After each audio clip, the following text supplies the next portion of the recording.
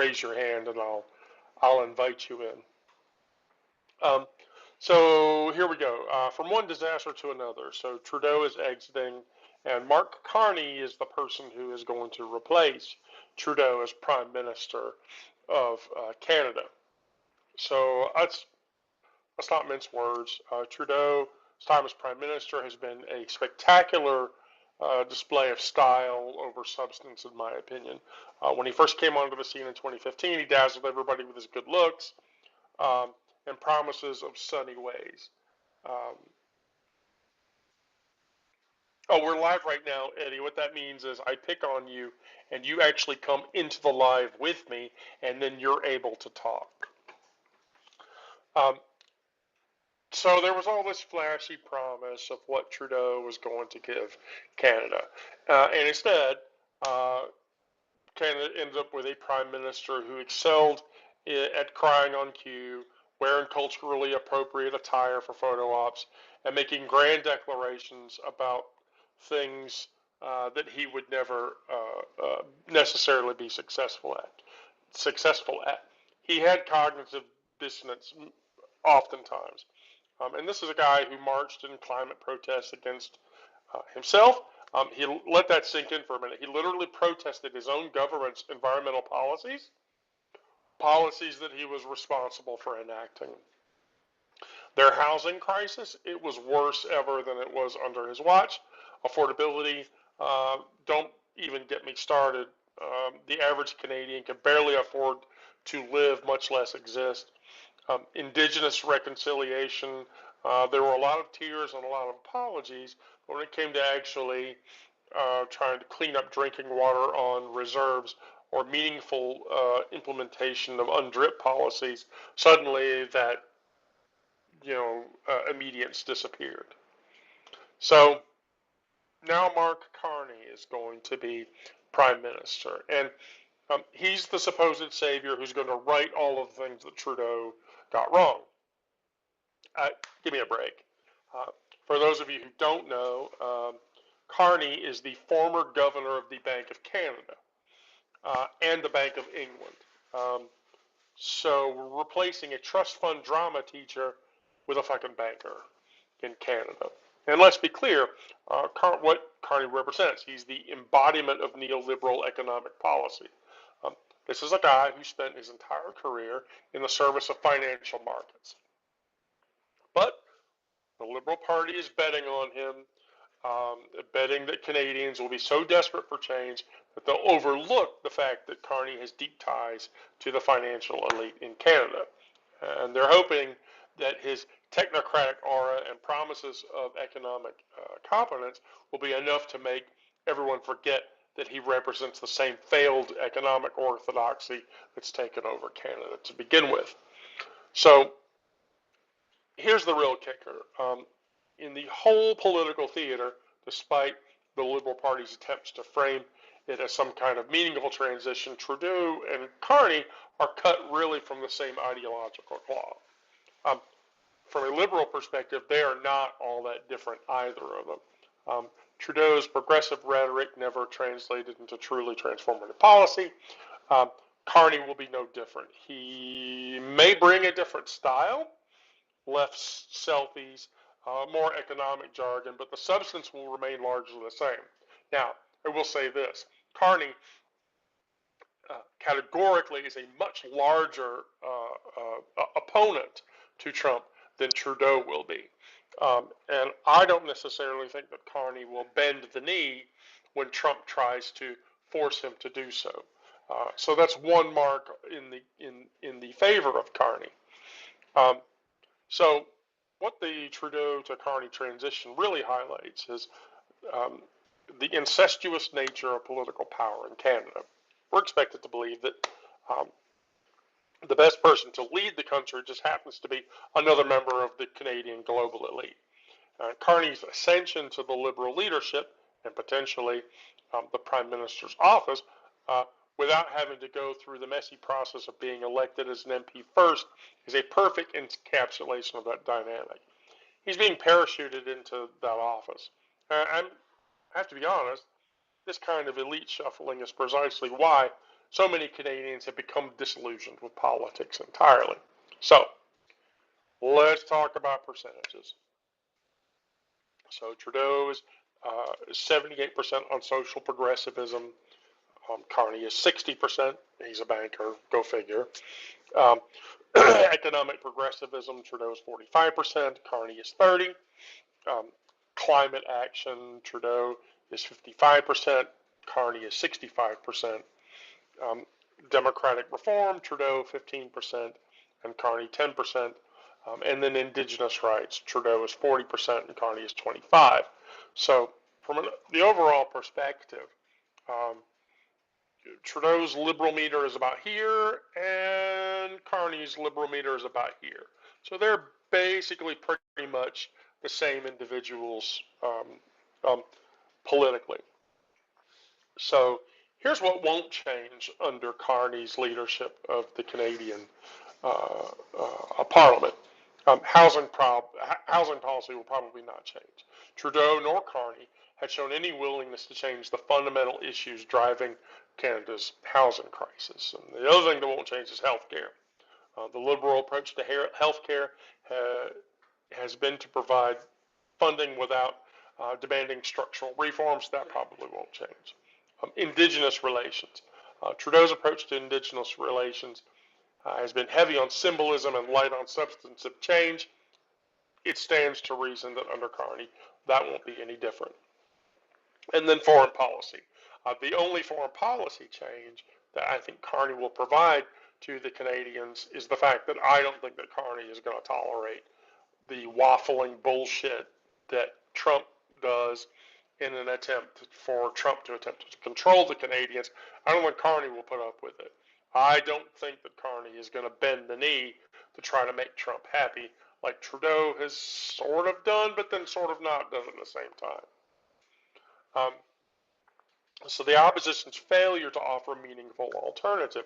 If there's one thing more depressing than the Trudeau-Carney shuffle, it's the utter failure of the opposition parties to offer a compelling alternative.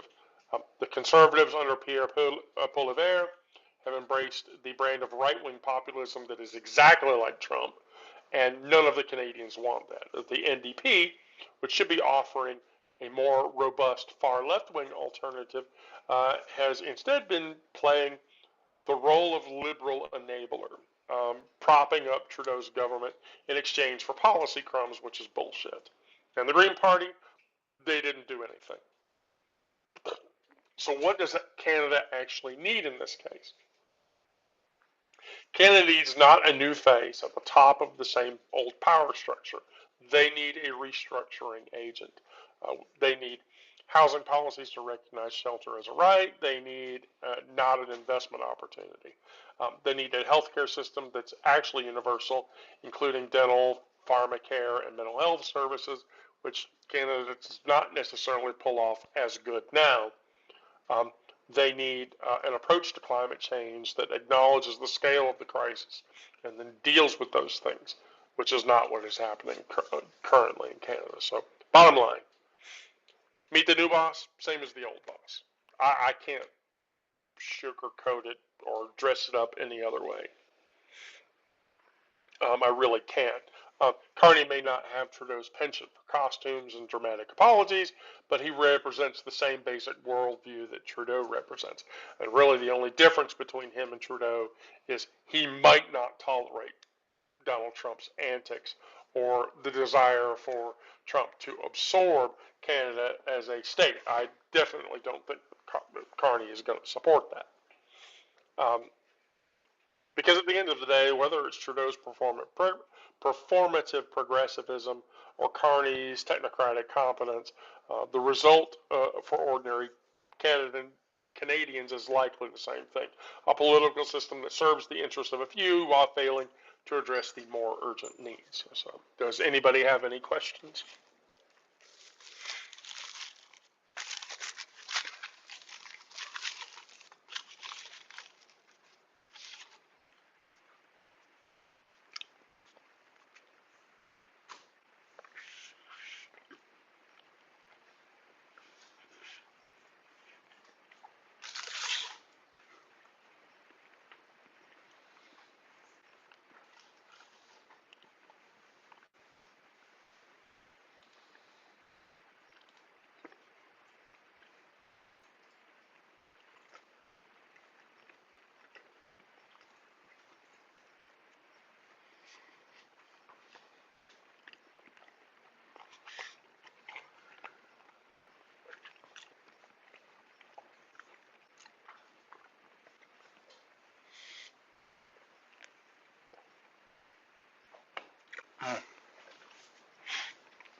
Excuse me. Okay. Sorry, I'm having to go between while doing things. Um, oh, Meredith Eisenberg. I really should.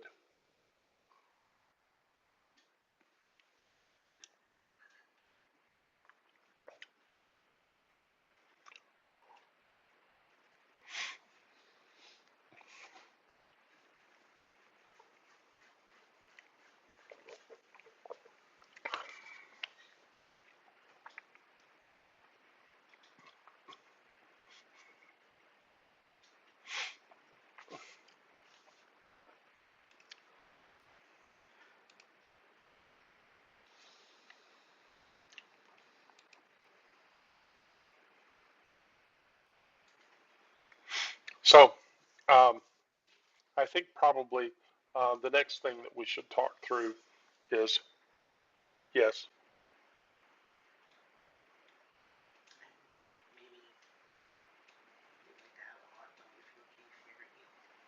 I offered you a hot dog before. You said you didn't want my hot dog.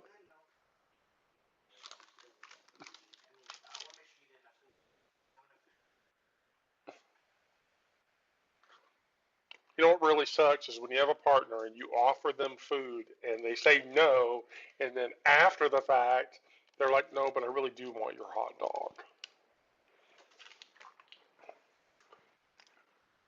But you have to take in the hot dog all in one bite.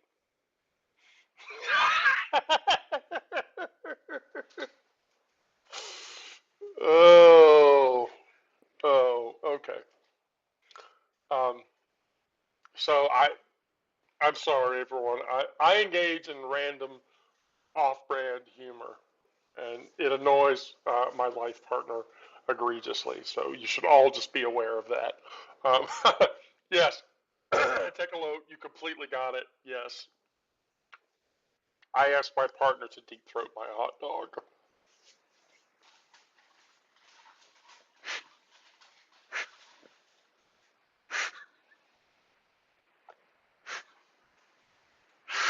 Oh, I'm a very bad person. None of you should be listening to me.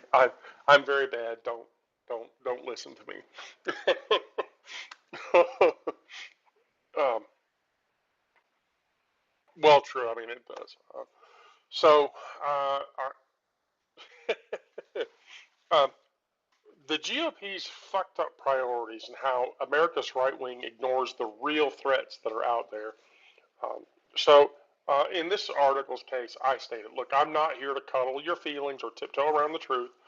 If you've come looking for a polite discussion about the state of women's rights in America, you're talking to the wrong fucking person. I guarantee you.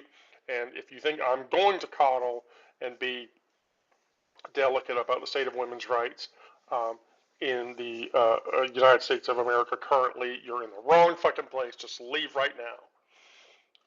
Because what's happening right now isn't just disappointing or concerning, it's a goddamn travesty.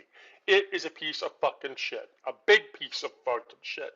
A big piece of grabastic amphibian shit. So, manufactured crisis versus the real one. So let's get one thing straight.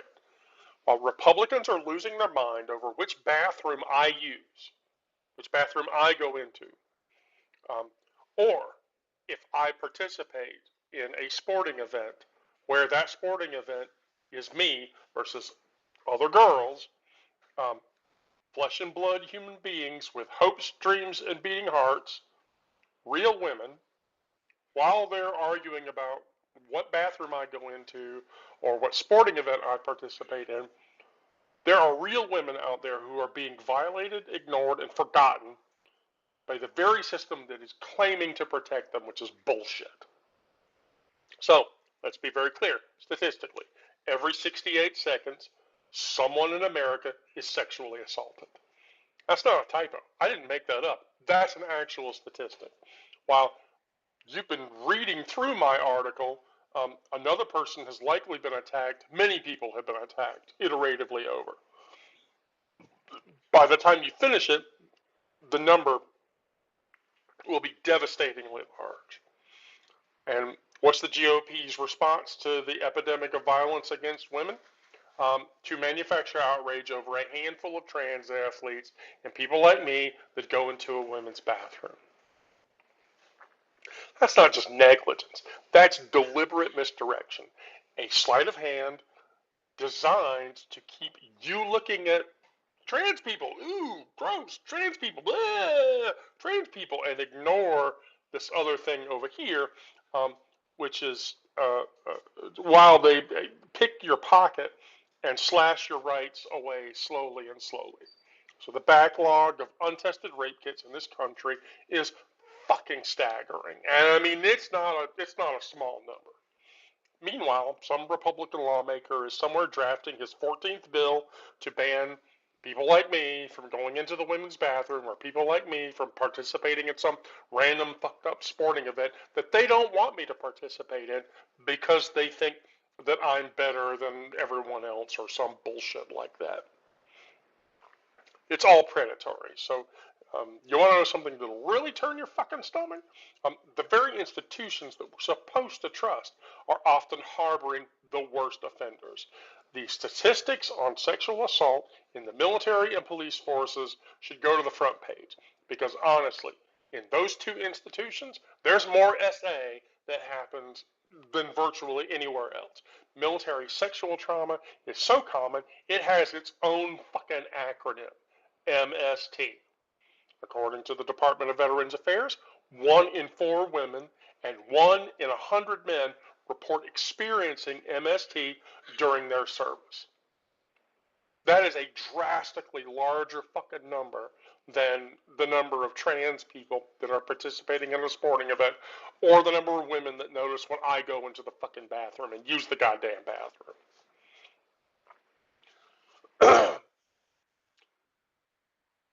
And let's be clear, those statistics are just the people that report it.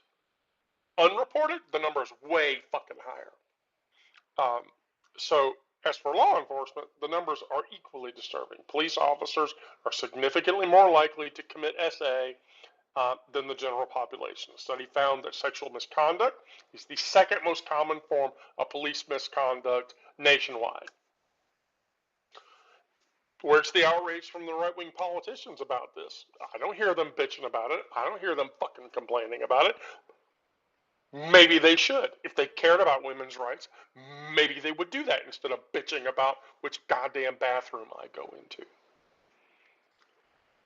So let's talk about Donnie McShits his pants, McTiny hands, tiny wee wee, Trumpy dumpy. So so his allegations of rape and his allegations of misconduct unparalleled exceed any president. So the allegations range from harassment to outright sexual assault. So what happened? He was elected president twice. E. Jean Carroll won a lawsuit against him for SA and defamation, and yet here we are, with him back in the highest office in the land. And the message is crystal clear. Women's bodies, dignity, mean less than some idiot's ambition for fucking power. This isn't partisan bickering. It's acknowledging the horrifying reality. When we elect men accused of SA into the highest offices in the land, expect more SA to happen and them not to give a fucking shit about it. But the trans boogie person is out there. So in the face of these very real threats to women's safety and dignity, the Republican Party has decided that that's the hill they want to die on. Preventing me from going into a women's bathroom. Do you care if I go into a women's bathroom? If you do, I mean, I get it, but trust me, when I go into a women's bathroom, I just want to use the bathroom and then I want to leave. That's it. I don't care about the other stuff. I'm in there to use the bathroom and then I leave the bathroom. I don't know about anybody else. If anybody else is bothered by that, I understand. I use the bathroom and then I leave. Trans women are women, full stop. I take enough estrogen to have an estrogen level that is the exact same level as a woman, amidst the myriad of physical changes that I experience as a result of that hormone replacement therapy. Um, so that isn't a political statement. It's a recognition of lived reality. The scientific and medical communities increasingly recognize that gender is a spectrum, not a binary. But even if you want to ignore that science, you cannot ignore the humanity of the situation.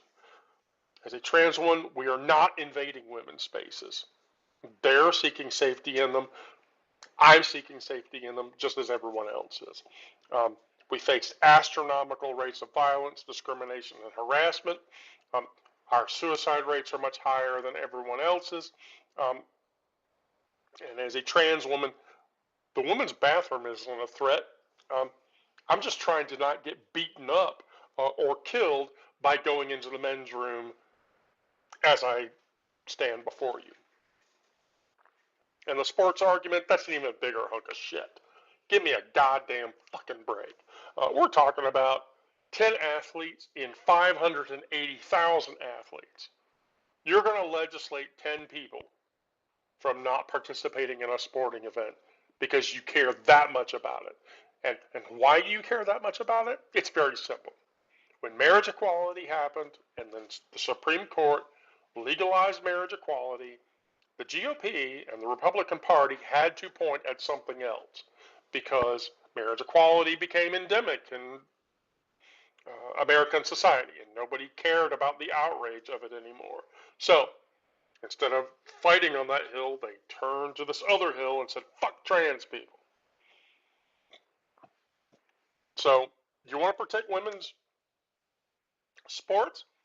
Fight for equal pay, fight for equal media coverage, fight for equal investment.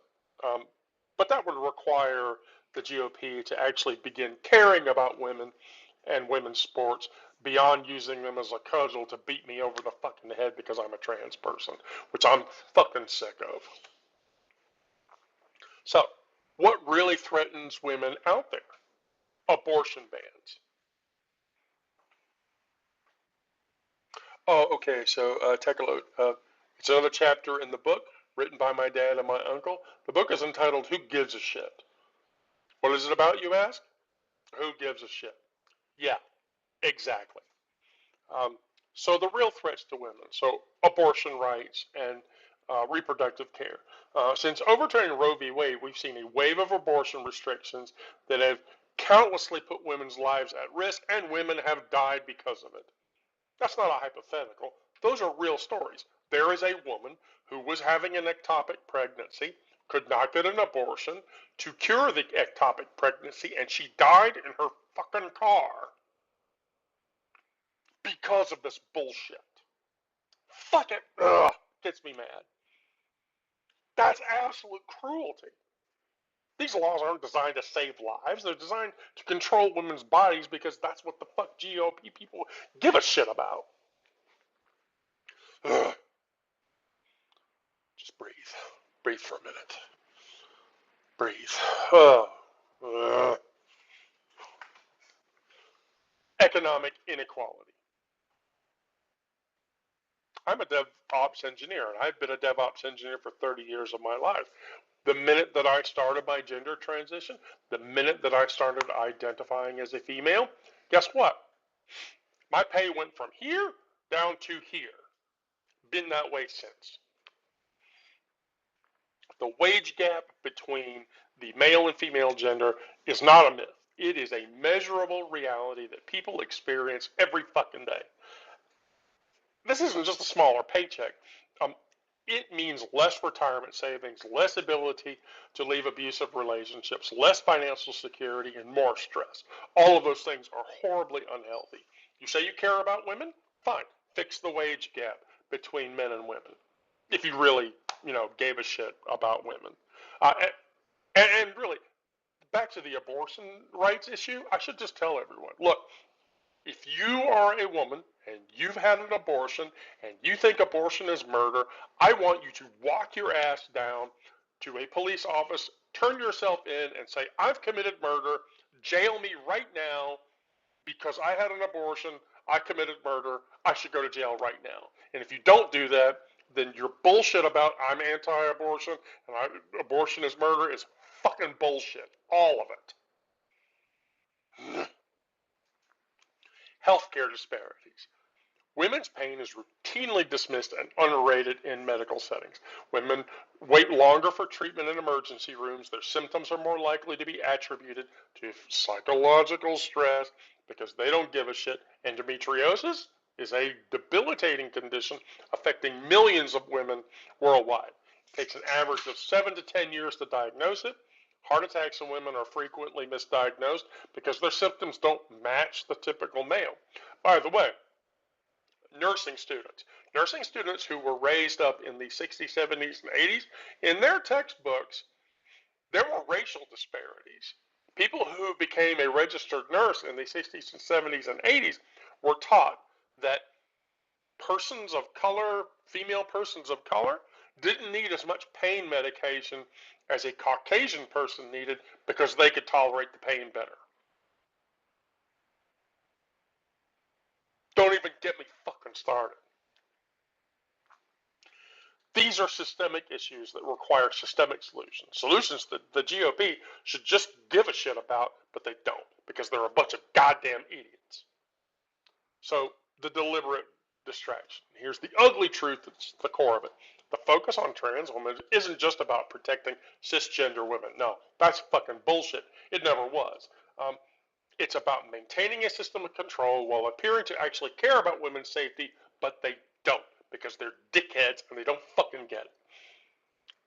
If these politicians actually cared about women's safety, they would be funding rape kit testing more.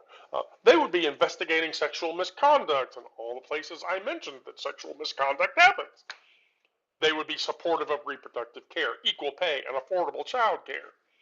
You know, Christians don't give a shit about abortion because if you have abortion, that means you can't breed more people that can be converted into Christianity that can maintain the faith anymore. Fuckers. Instead, they've created a convenient boogeyman to distract from the complete and utter failure to address the real issues affecting women, this manufactured crisis, while ignoring the actual crisis that's happening right under their noses because they don't give a shit. And too many people are falling for it. While we argue about whether trans women, whether I should be allowed to go into a woman's bathroom or not, or I should be allowed to participate in a women's volleyball game, you know, rapists walk free, women die from preventable pregnancy complications, and systemic inequalities keep women as second-class citizens, which is fucking bullshit. All of it. I know many trans women. I have, as a trans woman, I know many other trans women, professors, artists, healthcare workers, retail employees, everything in between. We're all humans trying to live our authentic life. We're not predators. We're not working in bathrooms that right-wing propaganda teaches. We're waiting to do evil things in the women's bathroom. The trans women that I know live with a separate level of scrutiny and hostility that most other non-trans persons can't really conceptualize. When I walk into a Waffle House and sit down, I have to look at the people who are clocking me and looking at me and giving me shit looks. And I have to decide, is that person outraged enough about the fact that I am a female presenting trans woman, and are they going to do something to me? Am I going to be a victim of violence? And despite all this, I persist. We build communities, we create art, we provide care, I contribute actively to society, everyone else does too. And I'm not asking for special treatment. I'm asking for basic dignity. Is that so difficult? I don't understand why it is. So the bottom line, the GOP's obsession with trans women in sports and what bathroom I go into isn't about protecting women. It's about controlling what counts as a woman and distracting from their complete failure to address all of the other things that threaten women's lives and threaten the happiness that women have. Every day, women are sexually assaulted. Does GOP care? No. Every day, rapists walk free. Every day, women die from preventable causes and struggle to make ends meet and face discrimination virtually in every sphere of life. And do you think the GOP gives a shit? No, they don't. These are the real crises. These are the issues that deserve our attention, our outrage, our action, the things that we should do. And any politician who tries to distract from that is a fucking dickhead that does not understand the nature of the fucking situation and needs to get his head beat in. I am a woman. If you don't believe me, I know other trans women. I can introduce you to other trans women. They're women too. This stupid hyperfixation on the non-issue of us in sports is hurting women. Abortion bans hurt women. Unequal pay hurts women. Um, and if the GOP actually give the shit about making women's lives better, they'd be focusing on the things that actually hurt women. And that's the unvarnished and complete uncomfortable truth. And I'm fucking done. Questions? And my partner laughs at me.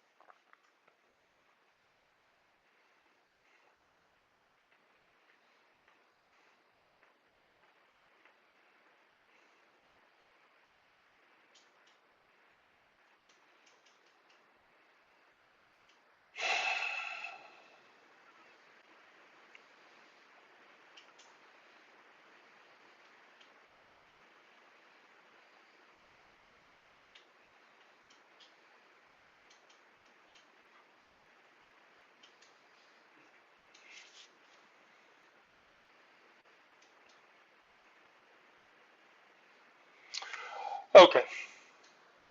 Questions? Concerns? Are people sick of hearing me cuss up a storm? Because that's what I do. And now I'm going to randomly pick on somebody so that they can talk because I've ranted for the last 40 minutes and I can't see myself ranting better to make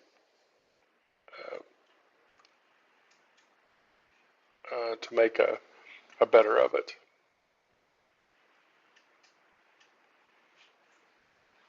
So I'm just going to randomly pick on people. American apostate. If the person that I just tried to invite in does not come in, you're coming next.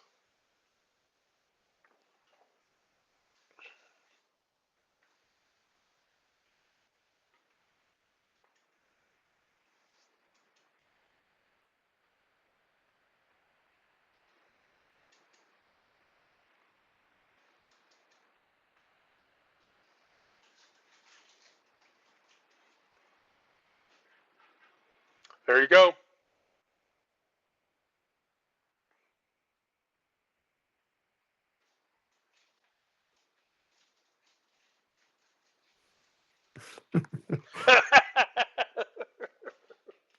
Hey, Wendy. Hi, Just so you America. know, we're in the middle of putting my kid down, which is like an hour-long affair. So we may get interrupted here in a second when he gets ready. Hey, I have a 16-year-old, a 17-year-old, and a 19-year-old, and I lived through years of my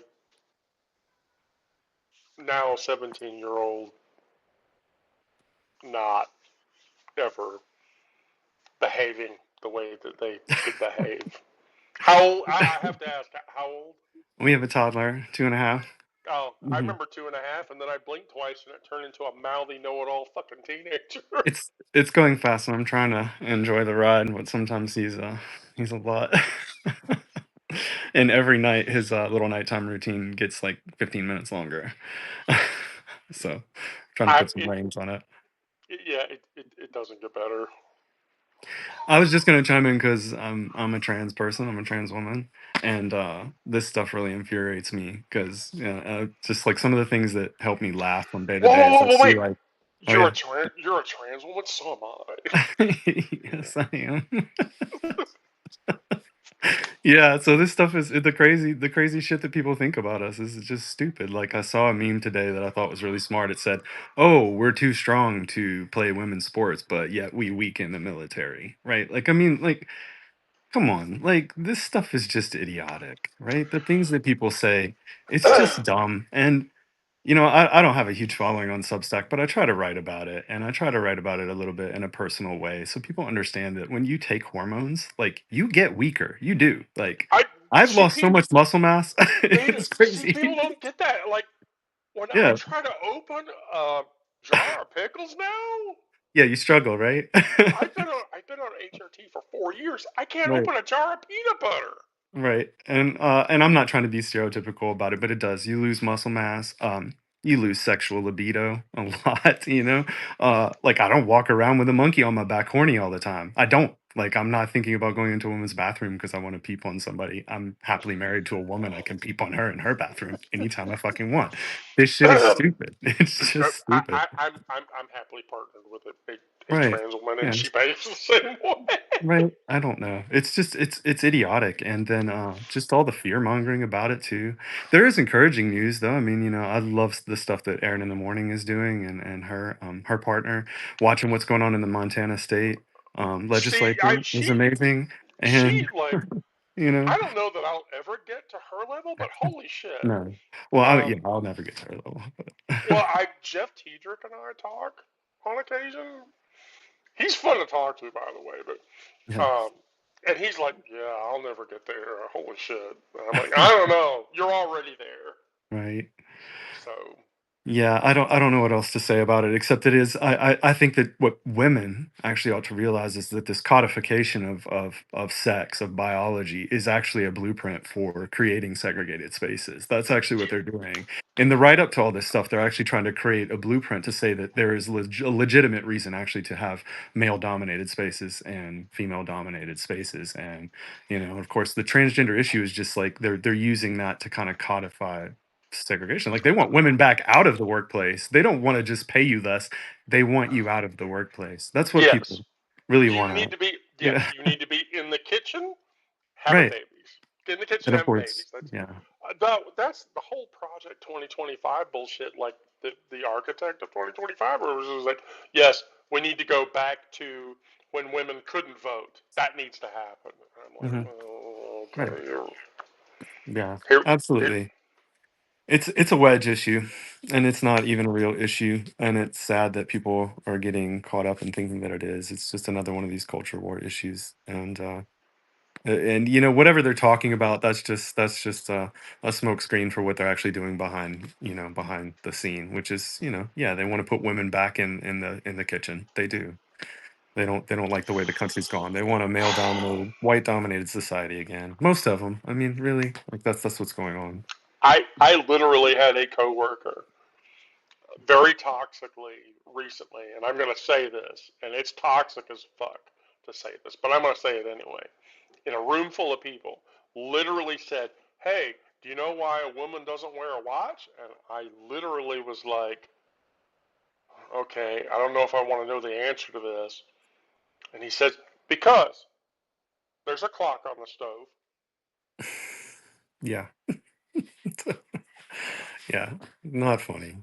No, I just went last night.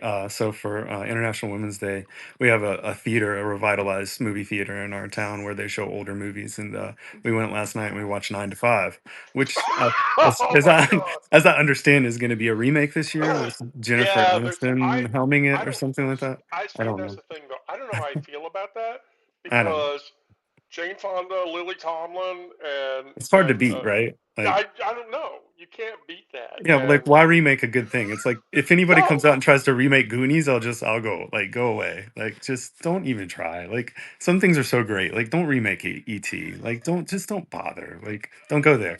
And 9 to 5 is definitely one of those. But like gosh, watching it, like some of the humor is like it's really hard actually to laugh at it after 40 years of like so little progress being made on those issues. And it's no, just but kind of you know. you know that oppressed women in professional spaces feel exactly the same way as Dolly Yeah. Parton, Lily Tomlin, and Jane Fonda did in that movie. And Mhm. I actually love that movie. It's a phenomenal movie. I'd seen it when I was really young, and so, like, I knew the song, and I knew who was in it, and but I did certainly didn't understand it when I was younger, so to see it today and then also to see it in a theater, which is, like, like, it's like, we do have a projector in our home, so we have, like, a fairly big screen, but to see it in a theater where you actually have the whole audio, like, the audience interaction, of hearing people laugh like in unison or groan in unison because something's really like like gross, not cool. No, That's really fun. But some of the humor people are laughing at, I was like, I don't think we should be laughing at that. It's not no, I funny. really, I, Wasn't really humor then. It's not humor now for sure. Anyway, that's what we did last night. I probably should have done something more on International Women's Day than that, but I commend that's you. what we did. I commend you. You did more than I did. I went looking for houses, so Fair uh, enough. Yeah. because I live in Atlanta, and when you live in Atlanta, you have to move every year. It's Yeah. stupid. Well, we're thinking about moving because we're in West Virginia, which is an incredibly not friendly state for me.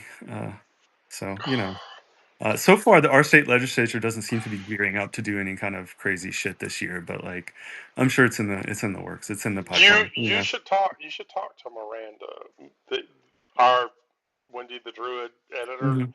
the girl that keeps telling me not to say fuck all the fucking time, but I say fuck Uh, all the fucking time anyway. I don't give a fuck. that's your Um, brand. You can't stop saying fuck. I told Jeff that. Jeff's like, no, you just need to keep doing it. I do it, just fucking do it. But anyway, that was her deal. She was in Oklahoma Hmm. and Yeah. then moved up to Colorado to get out of it. Yeah, I live in a Yeah. blue state, but I live in an insulated blue state. So in Yeah. the city of Atlanta, there's a little perimeter that goes around the city of Atlanta. If you live inside of it, that's okay. If you go outside of Yeah. that, though, then there's problems. Well, I'm not And prepared to tell the internet where I live yet, but we do live in like one of the small little enclaves in West Virginia that has a pretty good well, okay. LGBTQ community, and it's At pretty least progressive. But then, so we have that, but yeah. At least you have a community there. But yeah, but living in a blue state, no, that I don't. I'm not. I'm not comfortable with it now.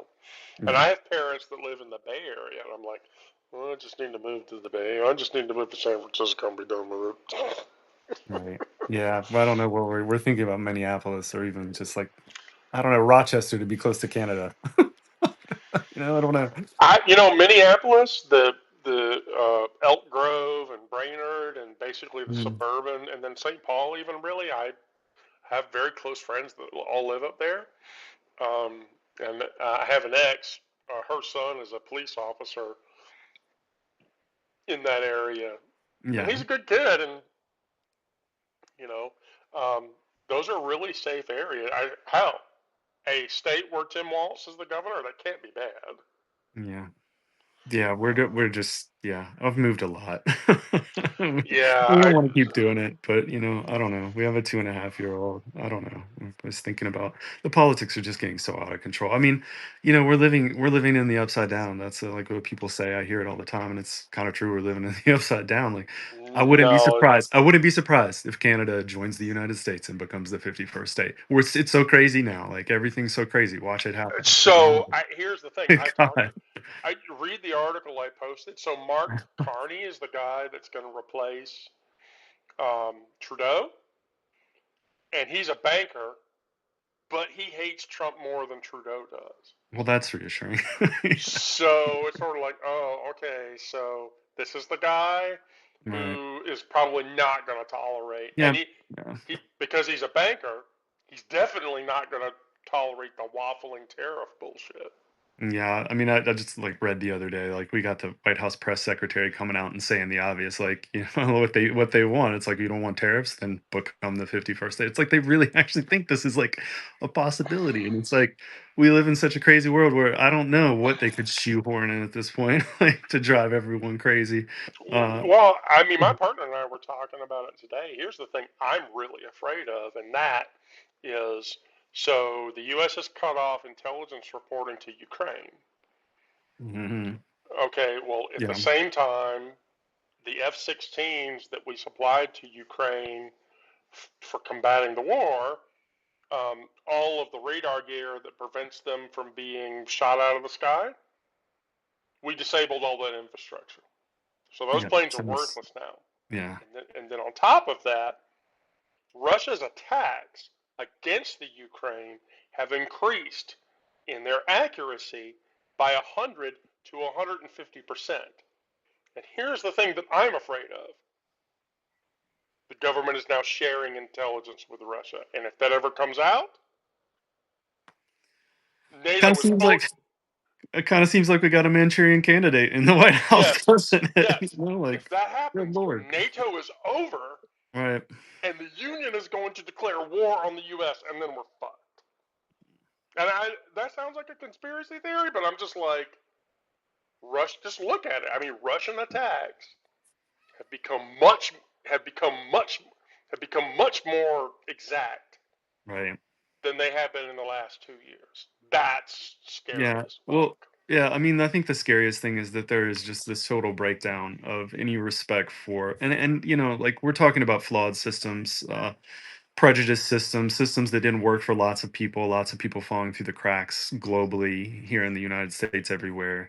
But there's just this total disregard for like international rules and laws and any kind of contracts, I guess, or agreed common sense that we have with other nations or even in our own country. Like there's just this total like disregard for the law. I mean, literally, we have a criminal in the White House. He's a fucking criminal, like, and the party that supports him, they have no problem with criminality. They have no problem with uh, anything he's doing. It seems so. Uh, I mean, I've written a little bit about that, like kind of like almost in a biblical sense. Like when you have that, you have chaos, you have agents of chaos. Like I mean, I'm not somebody to say, oh, this is super diabolical. They're all evil. Like the Dark Lord is amongst us or some shit like that. But it kind of seems like it. When everything breaks down and it's like mass iniquity, you just do whatever you want. Like the law doesn't apply anymore. It's chaos. It's anarchy in the I worst mean, sense. Like I'm an anarchist, but that's not the definition of anarchy. so I have to Here, ask, too. because I'm going to ask this now. Okay. Did you read my post about modern anarchy? I didn't. I mean, just my understanding is like really just like no hierarchy is what anarchy is really about. Not having sources of Right. power that control people, having localized democracies. It's like probably the ideal of democracy is localized, So small scale democracy is like that's I probably a did a true I anarchist. I did a But, live session about it, yeah. and how and the anarcho syndicalists all jumped on Right. top of it and went, "No, you're fucked up and you're wrong," or Oh, whatever. really? But yeah, and so because I had quoted Nozick and Wallace and a few others, Emma Goldman's books or whatever, and so Mhm. and the reason that I said what I said was that modern anarchism will never work in a global society anymore, Yeah. and the things that you can't handle in the globally anarchist-driven society. You can't handle pandemics. You can't handle climate change. Right. Yeah. You can't handle the internet. Would never work ever again. You Right. know, I admire the concept, and so one of my anarchist buddies was like, "Oh, but federations would Well, fix it." And I'm, then you're right there with Elon Musk and these tech yes, bros, network yes, states and like, their vision of it is like, oh yeah, have all these nice little gems of societies, all these little nation states. We'll have a flurrying of small nation states all over the globe, but they'll all be controlled by evil tech overlords and well, yeah, corporations that own exactly. all the money. It's like, okay, If you're cool. an All right. anarcho syndicalist, you can say, I'm gonna behave and follow the rules." Right. Somebody's not. Somebody's not. Yeah, right. I And you mean, I can't don't and you can't stop the person know. from not from you can't stop them from misbehaving. They're If gonna there's misbehave. anything that you can feel encouraged and inspired by, is a rebellion is kind of coded in human DNA. So nothing's Yeah. going to last for long. Good luck with your power structures. Good luck with your control. Like, good luck with your Trumpism, your MAGA mania, like whatever the hell. It's not going to last that long. People get bored. People get bored, even with the shit that amuses them and that they love. They get bored with it. They want a reboot. They want like. to make Goonies over again. You know, like I don't know. People just get bored. They'll move on, but a whole lot of lives will be ruined in the meantime. As a former white guy who passed as a cisgender white guy for 40 plus years of my life, like I had a lot of privilege. Like that's what I would like people to acknowledge is that I gave up a lot of that to become a trans woman. They don't realize, like, I mean, you're now I got walking into spaces where people look at you and they're like, "There's something different about that one." Like, let's investigate that. Like, it's like, no, I'm just being, I'm just trying to express myself for who I always felt I was, and didn't feel yeah. free. Well, the funny But part about that is I get accosted like that, and let's be very clear. I'm 6'6" and I weigh 240, right, and so like they do that, and I turn around and then yeah, do you you want to know. keep talking? And they're like, that's what happened. There Well, there you go. There's your male right, privilege, and I'm like, right. Like, no. to be fair, like not a lot of things that I write on Substack get a lot of traction, but one of the things that has like amused people, I think, is I joking like I appropriate a term from 4chan, which is great for coming up with negative terms for everyone. But they would call a 6'4" woman who doesn't pass very well a gigahun, and I would say I've jokingly said, "Well, I'll own that." And if you want me to be in the men's bathroom, I'm gonna stand right there next to you in the urinal in my fucking dress, and I'm gonna piss on your fucking loafers, dude, and then we'll have a fight about it. And you can see whether you like it because I'm 6'4" and I might have gotten weaker from taking HRT, but I will fucking hit you. And let's do that. Let's do that. If you think I'm a threat in women's spaces, bring me into your bathroom and threaten me, or threaten another trans woman in my fucking presence. I'll fucking stand up for her. Fucking I jerks. don't know. I don't. It's just fucking stupid. I'm into the I, fucks now because you're a bad influence. no. Apologize. I do the same goddamn. I do the same goddamn thing. Anyway, that's I like that. I put that on somebody else's thing that they'd written. I commented in that comment, got like a lot of likes, and I was like, okay, maybe I should write about that. People would look like that. I don't know, but I don't really feel like a big spokesman for it. Like I haven't even really been on HRT for long. I haven't been on hormone therapy for long, but and I haven't even really fully come out to a lot of my family. It's terrifying. It's a very daunting thing to transition.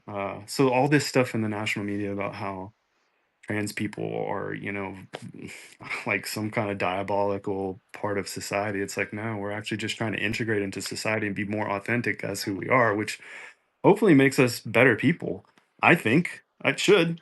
Most people are better when they can actually just be authentic and be who they are. They get empowered by So that. They produce more. They're happier. They're more right. stable. So here's the thing about that. So Carolyn Cossey, she was the Bond girl, Mhm.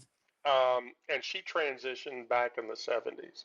Right. Yeah. Um, and so she actually lived in Kennesaw, which is where um, one of our three kids lives with my ex, her mom. And I ran into her once and I asked her about her experience. She was like, oh, yeah, when we transitioned back in the 70s, late 60s and early 70s, it sucked. We had to sign NDAs that said we would never date the opposite gender of our birth gender ever again. There was Wow. all this legal bullshit. We had to go through 5 years of therapy. Um, just That's everything insane. else. I literally looked at her. I'm like, how the fuck? And she's like, yeah, exactly. And then after I had bottom surgery or whatever, um, I had to sign an NDA that said I could never reveal that I was previously one gender versus the gender I am now. And it's like, You can never I talk about your struggle. yes, you could never talk about that to Okay. other people. And then Yeah. finally, she got on. And here was the thing about her: she got on. She was a Bond girl, and then she did a spread in Playboy, like full nude spread in Playboy, and then Mhm. she came out and said, "Yes, she like violated her NDA," and she said, "Yes, I used to be." Good for her. I Yeah. I and hadn't so heard it, that story. and I told her, I'm like, "Well, what happened then?" And she's like, "Well, my Hollywood career like tanked. Of I course went it to did. write, yeah, like Boylan, Flynn Boylan, and the other. I started writing books about the experience." And that was how I got through it. But yeah, I mean, it totally tanked my career. Hollywood destroyed me utterly, and um, so yeah, I mean, it's I. You think I would choose this? Right. That's like, I mean, and I don't even think like I've certainly, there have been so many women and trans people who've gone before me to, leave breadcrumbs. And like, of course, before I even did hormone therapy, I researched the hell out of what it was going to do to my body and what it might could do to my family, how it might affect my child. I live in a world now where, like, now that I have actually changed my name and changed all my records, like, I finally got my birth certificate, and it reflects who I am. But I'm at a point where they can nullify all that. They could nullify my marriage because they could say they're going to do a same-sex marriage, and technically mine's one. Like they can do all kinds of crazy shit. They could try to take my kid away. You know what I mean? Like, and, it's like it's terrifying. And so people think that like what I this is the beautiful thing of watching her speak. I'm sorry, I'm drawing a blank on her name is Zoe. Speak on the Senate floor in Montana, saying that like, yeah, it takes courage to do this. This isn't a fucking fetish, man. I'm not just like dressing up in women's clothes because I want to get a fucking like rise out of somebody or be risky or just do something cutting edge. And that's not what this is about. Like there's so much that goes into how a trans person has to think about how they're going to navigate their life and the consequences of what's going to happen because of the world that we live in. And if anybody thinks that they're just doing that because it's fun, like they just want to dress up and have a party, that's not what's going on. Anyway, it's ridiculous. It's ridiculous. And it's not to harp on that and take up your whole hour on that. I know there were other things you were talking about with Canada and Trudeau and No, no, no, no.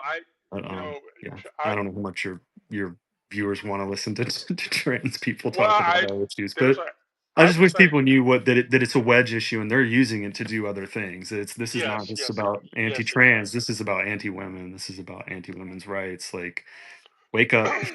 If you're a I would woman, say you should. I would Trans rights are suggest women's rights. Let's just put yes. it that way. They are. I would suggest that a large body of our readership has approached the fact that I am a trans woman against the experiences that I have had positively.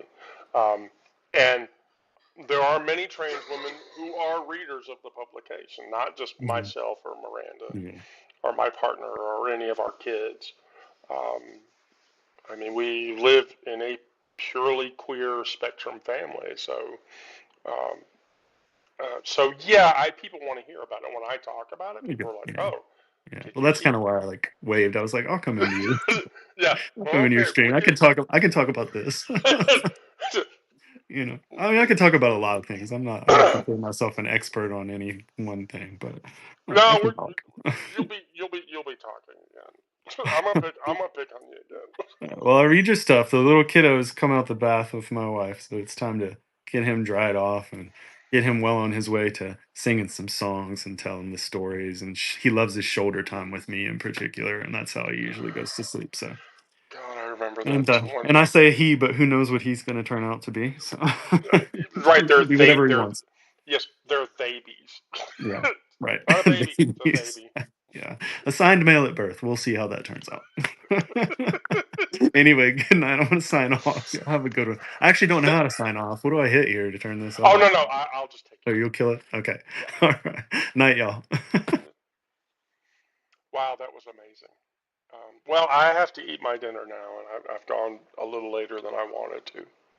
So thank you, everyone, for joining. So I will part with you and saying, as I always say, for those of you that are paid subscribers, thank you for being paid subscribers to the publication.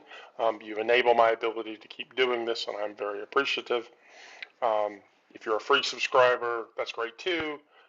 Continue to spread the love uh, of our work to others. Um, and I will say, the body of you that are watching, I love you all. Please be safe out there. I'm a trans woman, and I'm telling you to be safe, regardless of what your gender is, and regardless of what your experience is. I hope that where you are is safe, and if it is not safe, that you can be safe, and keep yourselves well.